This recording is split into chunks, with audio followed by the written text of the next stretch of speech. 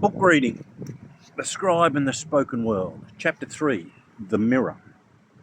The world reflects what the inner world repeats. There is a moment in every awakening when the world stops looking like a battlefield and starts looking like a mirror. A merciless mirror, a precise mirror, a mirror that reflects your intentions, but a mirror that reflects not your intentions, but your expectations, not your wishes, but your agreements, not your potential, but your practiced identity. Life does not show you who you want to be. Life shows you who you believe you are. Not consciously, but subconsciously. At the level of tone, at the level of assumption, at the level of emotion you never say out loud, but carry like a hum beneath your ribs. You do not see the world as it is, you see the world as your mind is.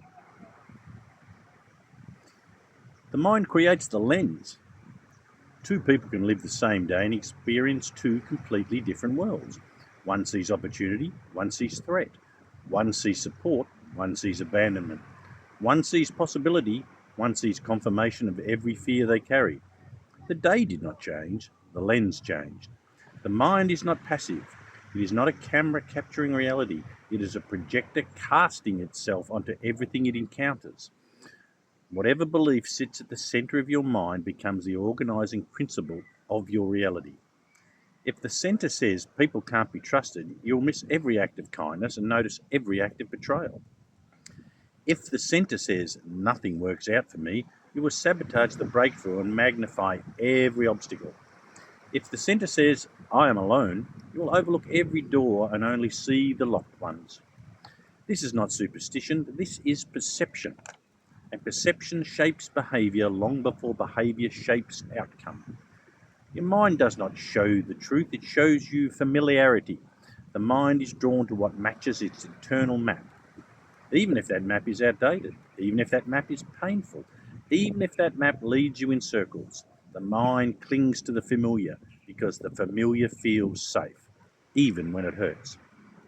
This is why people repeat patterns that destroy them, not because they want the outcome, because they recognize the feeling. The mind is loyal to what it knows, the heart is loyal to what it desires. Awakening requires choosing the heart over the map. Projection is not accusation, it is revelation. Projection is not the ego's attack, projection is the psyche's truth-telling. Whatever you cannot accept in yourself, you will accuse the world of. Whatever you disown internally, you will meet externally. If you bury your anger, you will see rage in others. If you hide your ambition, you will resent those who succeed. If you silence your intuition, you will distrust everyone else's motives. If you fear your own power, you will call powerful people dangerous. Projection is not the enemy, it is the teacher. It shows you where you are split, where you are fragmented, where you have abandoned a part of yourself in order to survive. The mirror is not punishing you. The mirror is trying to return you to yourself. The mirror shows the fear beneath the mask. Most people do not fear the world. They fear their own reflection within it. The fear that people will leave comes from the part of you that already fears you are not enough. The fear that others will judge you comes from the part of you that has judged yourself for years. The fear of failing publicly comes from the part of you that has never forgiven your private failures. Life is not cruel, it is consistent. It presents reflections until you recognize the face behind the mask. Change the inner image, change the mirror. You cannot fight the mirror. You cannot negotiate with it. You cannot manipulate it into showing a different world while you remain the same inside. The mirror only changes when the image it reflects changes. This is why the old fix yourself strategies fail. Positive thinking without inner revision creates conflict, not transformation. Motivation without identity work creates burnout, not progress. Affirmations spoken from fear create resistance, not magic. The mirror responds not to words alone, but to alignment. When you change what you expect, the reflection shifts. When you change what you assume, the reflection softens. When you change what you believe you deserve, the reflection transforms. The Scribe's Mirror. The scribe records not only your words, but the tone beneath them.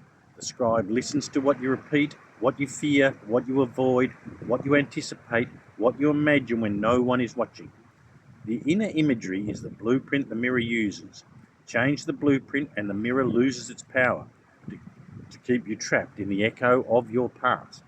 Your life becomes a canvas, not a loop, a living reflection of the identity you are rising into. Not the one you inherited, not the one you were taught, not the one you were settled for, the one you choose. When the inner image shifts, the outer world has no choice but to respond. Closing the mirror. There is no enemy, there is only the reflection. There is no punishment, there is only alignment. There is no cruel design, there is only the image within. The mirror is not here to break you, it is here to free you from the illusions you once believed. Look gently, look bravely, look with the knowing that every reflection is a doorway back to the self you abandoned but never lost. For once the mirror becomes your teacher, it is no longer has to be your jailer. A new world appears when you change the one within. Tomorrow, Chapter 4, The Law of the Word. Peace.